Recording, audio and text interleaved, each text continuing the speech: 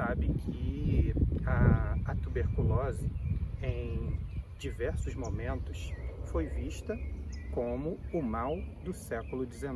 Ou em diversos momentos da nossa história, né, da nossa infância, a gente estudou, quando a gente estuda literatura, por exemplo, a gente ouve falar na geração mal do século. Ou seja, aquela geração que envolve principalmente Casimiro de Abreu, Fagundes Varela e Álvares de Azevedo. Eu diria para você que, ainda que a relação possa ser discutida por especialistas com a tuberculose, o dado concreto é que Casimiro de Abreu, por exemplo, morreu de tuberculose e Castro Alves também. E aí a gente se coloca a pergunta: o que mais a tuberculose fez? Bom, você já deve ter ouvido a frase independência ou morte.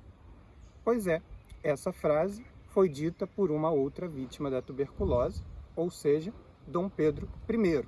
Se é que ele realmente disse essa frase, mas essa frase passou a história, vamos acreditar que sim.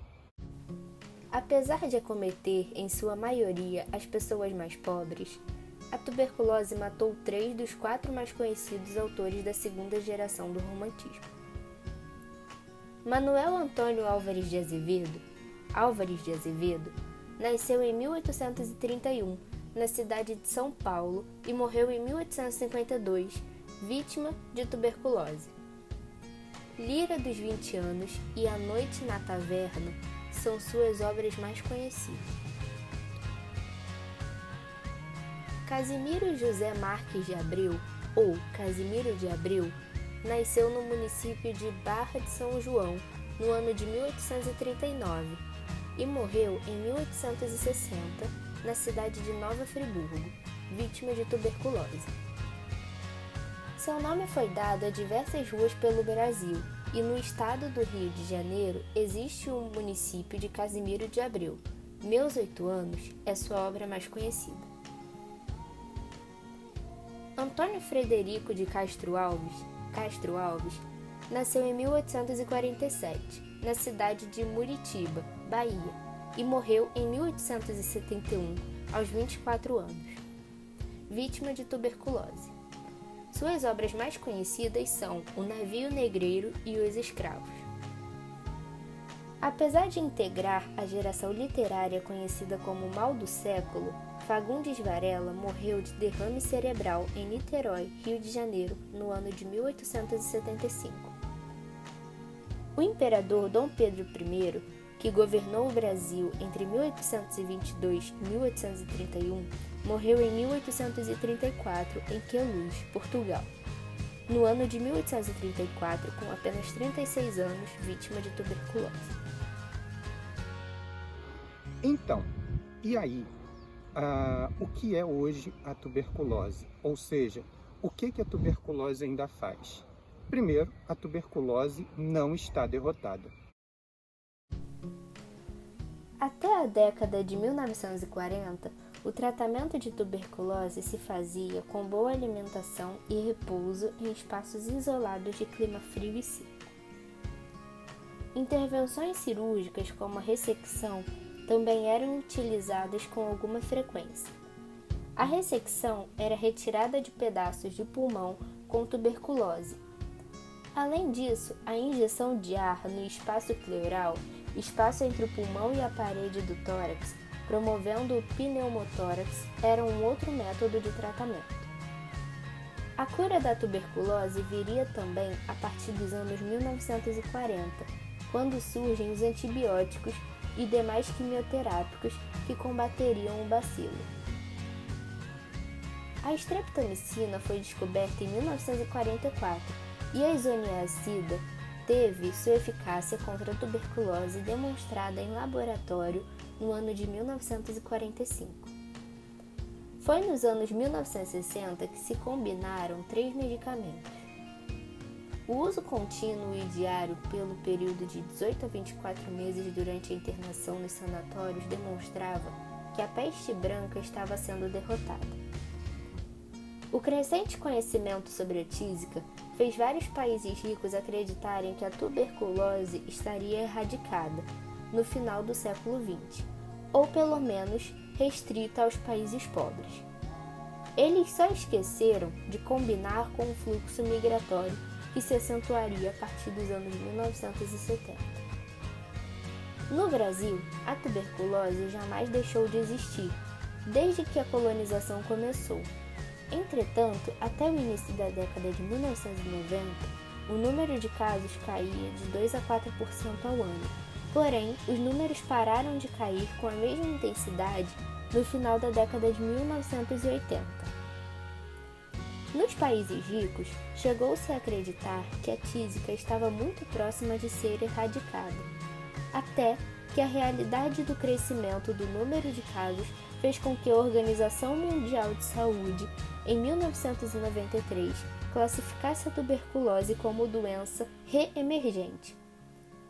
A piora nas condições de vida, com aglomeração em favela, mais condições prisionais e descaso político, são frequentemente causas mencionadas por estudiosos para o aumento dos registros de casos de tuberculose.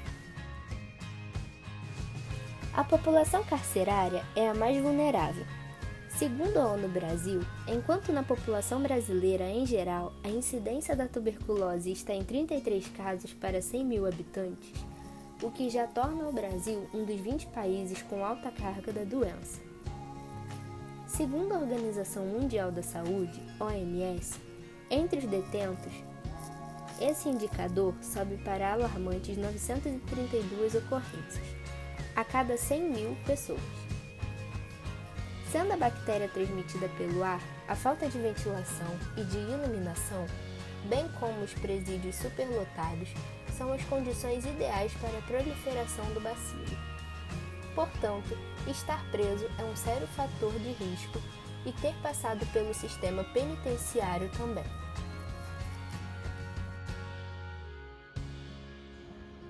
Eu disse para você que ela não está derrotada e você acabou de ver por quê. Você também deve se perguntar quais são, então, os caminhos para tratar a tuberculose. E agora que a gente já conhece quem a tuberculose vitimou, já conhece quem a tuberculose vitimou, inclusive, entre os vultos históricos mais conhecidos e entre os literatos mais conhecidos, de que maneira tratar a tuberculose hoje? Na sua forma pulmonar, a mais conhecida, os sintomas da tuberculose ativa incluem tosse persistente por mais de 2 semanas, que pode apresentar-se com sangue ou escarro, febre, transpiração excessiva noturna, perda de peso, dores no peito e forte cansaço. Quando não existem complicações, o tratamento para a tuberculose leva, no mínimo, 6 meses e, em grande parte dos casos, são utilizados 2 antibióticos, rifampicina e isoniazida. Quando os pacientes são resistentes a esses antibióticos, considera-se que eles tenham desenvolvido a TB-MDR, tuberculose multiresistente a medicamentos. Essa é a mais difícil de tratar, porque o tratamento traz vários efeitos colaterais. Leva até 2 anos e é muito caro, oferecendo baixas taxas de cura. Em cidades como Rio de Janeiro, o diagnóstico pode começar em um posto de saúde e o tratamento também. Porém, as regras para o diagnóstico e o tratamento podem variar de município para município. Por fim, a gente pode pensar então que cidades como Nova Friburgo, onde nós estamos gravando essa sequência, assim como bairros no Rio de Janeiro, Santa Teresa, por exemplo, que era um bairro alto, foram pensados ou foram espaços frequentemente utilizados para o tratamento da tuberculose.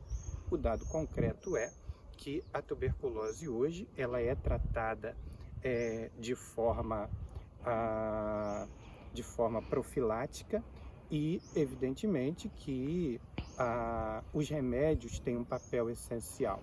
Hoje em dia, não se atribui mais exclusivamente ao clima, não se atribui mais especificamente às cidades a responsabilidade pelo tratamento. Por fim, resta te dizer ainda que nós precisamos estar vigilantes com relação ao papel que a doença desenvolve. Eu te espero no próximo vídeo, espero que você tenha gostado e tenha entendido o papel da cidade de Nova Friburgo, o papel do sanatório naval e, claro, tenha compreendido também o papel da Marinha do Brasil no tratamento da tuberculose enquanto uma doença epidêmica, sobretudo na segunda metade do século XIX e, claro, antes da própria descoberta do bacilo de Koch. Te espero no próximo vídeo. Até!